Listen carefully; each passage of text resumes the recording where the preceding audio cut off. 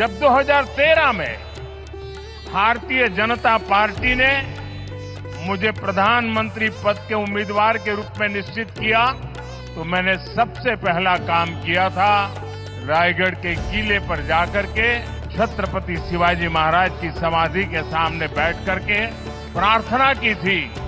एक भक्त अपने आराध्य देव को जिस प्रकार से प्रार्थना करता है उसे भक्ति भाव से आशीर्वाद लेकर के मैंने राष्ट्र सेवा की एक नई यात्रा का आरंभ किया था।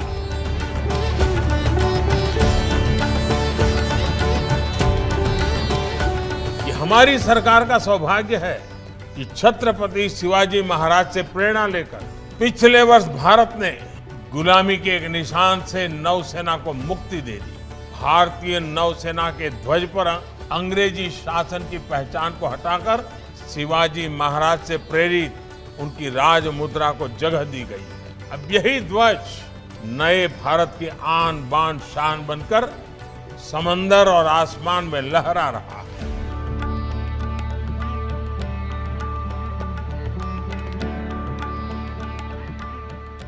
इतिहास के नायकों से लेकर आज के दौर में नेतृत्व पर रिसर्च करने वाले मैनेजमेंट गुरुओं तक हर युग में किसी भी लीडर का सबसे बड़ा दायित्व होता है कि वो अपने देशवासियों को मोटिवेटेड और कॉन्फिडेंट रखे।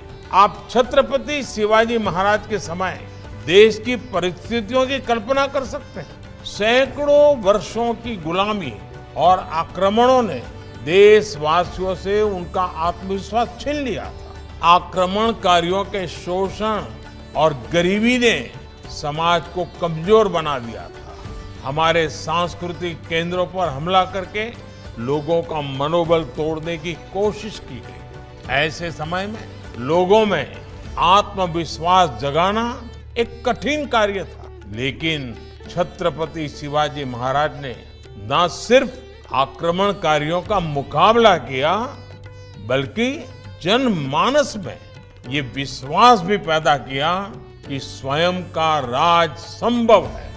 उन्होंने गुलामी की मानसिकता को खत्म कर लोगों को राष्ट्र निर्माण के लिए प्रेरित किया।